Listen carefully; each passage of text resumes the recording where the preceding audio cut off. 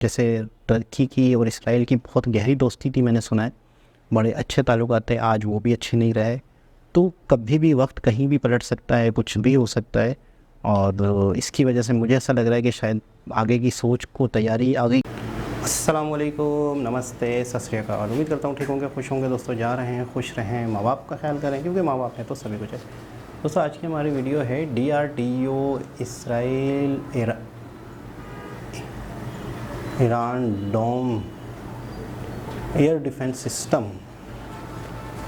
इस वीडियो को DRDO ने बनाया आयरन डोम का भी बाप। जी हां, अब भारत के पास भी होगा मेड इन इंडिया आयरन डोम।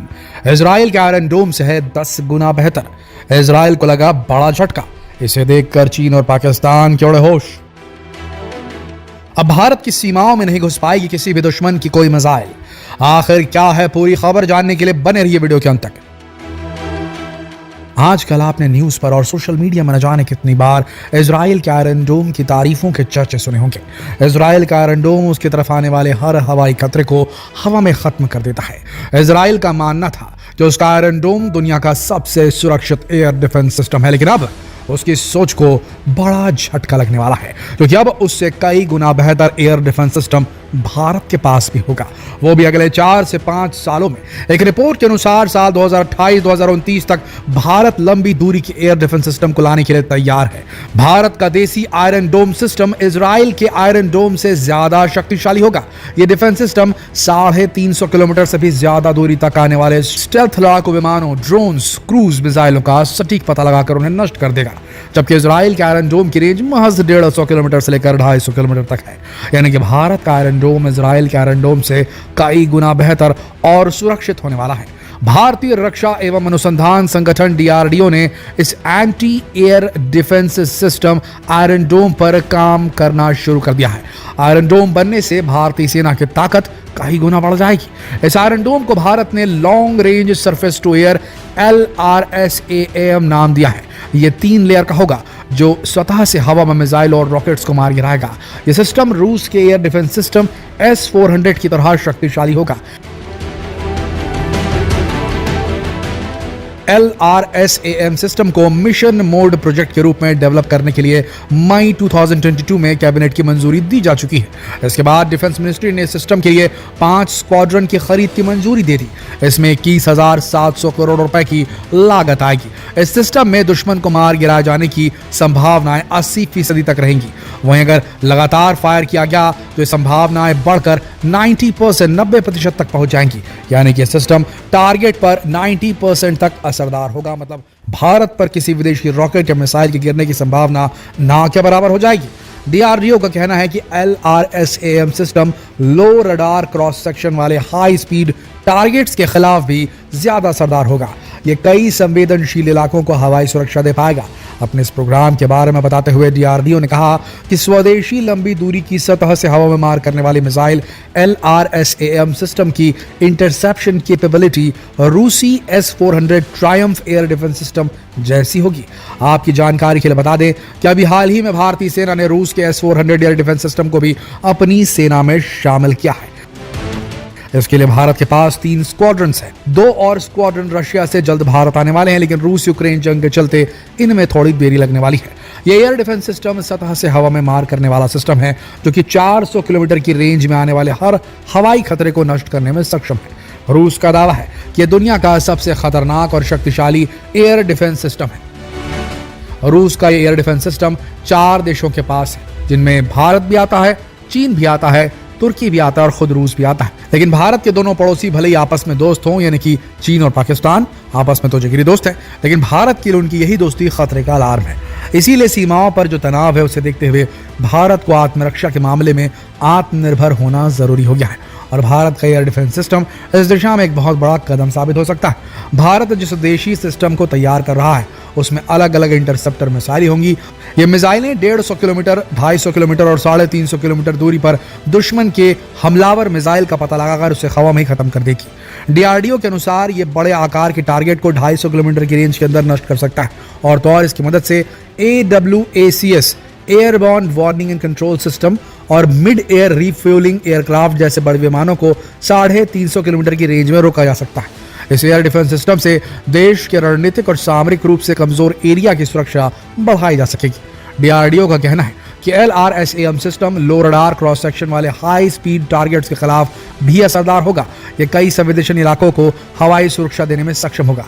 इनमें सबसे खास है चीन के पास LAC से लगे बॉर्डर वाले एरिया, जहां हर पल खतरा बना ही रहता है। भारत ने हाल ही में इस इलाके में रूस से खरीदे गए एयर डिफेंस सिस्टम S-400 को तैनात किया है, लेकिन जिस तरह से सीमाओं पर खतरा बढ़ रहा है, हमें अपनी क्षमताओं को और भी ज्यादा बढ़ाने की जरूरत है। हालांकि चीन के पास भी अपना एयर डिफेंस सिस्टम है, मगर चीनी एयर डिफेंस सिस्टम की क्षमता रूस के S-400 की तुलना में काफी कम है। चीन के इस एयर डिफेंस सिस्टम की एक्चुअल रेंज की तो सही जानकारी नहीं है, मगर कहा जाता है कि ये 300 किलोमीटर तक हो सकती है, जबकि रूस के S-400 की क्षमता 400 किलोमीटर तक के रेंज में हवाई सुरक्षा करने की है। और भारत अपना जो एयर डिफेंस सिस्टम बना रहा है उसकी रेंज भी 350 के आसपास होगी। यानी भारत का एयर डिफेंस सिस्टम न केवल इजराइल के बल्कि चीन के एयर डिफेंस सिस्टम से भी बेहतर होगा। और पाकिस्तान के पास तो आयरन डोम के बारे में सोचने का बजट भी नहीं है। इससे पहले भी भारत ने इजराइल के सहयोग से मीडियम रेंज का एंटी एयर डिफेंस सिस्टम पहले से बना रखा है, मगर इसकी क्षमता अभी सिर्फ 70 किलोमीटर तक मार करने की है।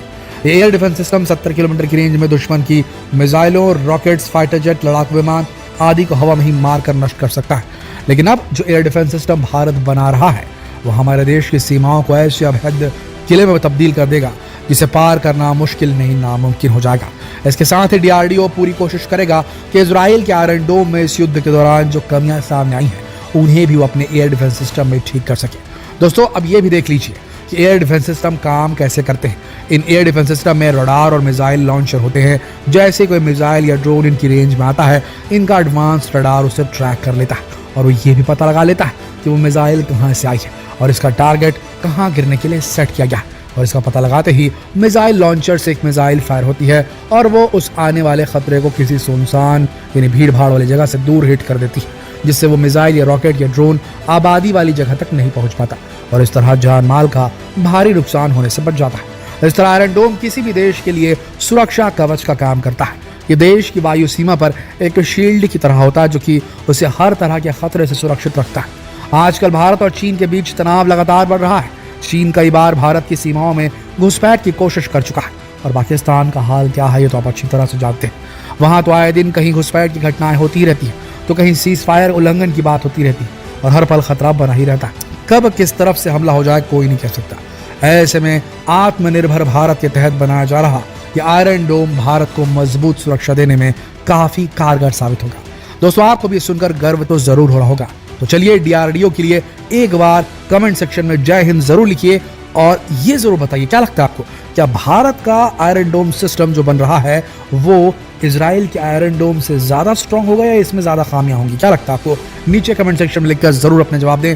जितना हो सके इस वीडियो को शेयर करें फेसबुक पर, व्हाट्सएप पर, यूट्यूब पर।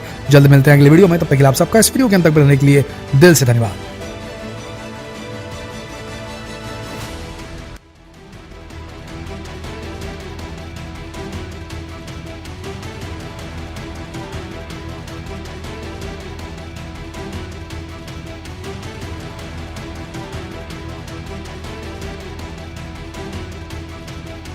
जी जनाब, अभी पिछली किसी वीडियो में मैं जिक्र कर रहा था कि इसराइल का जो डिफेंस सिस्टम है आयरन डोम बहुत ही ख़तरनाक, बहुत ज़्यादा एक तरह से ताकतवर और किसी भी कंट्री का बहुत ख़तरनाक हमला जो है वो रोक सकता है।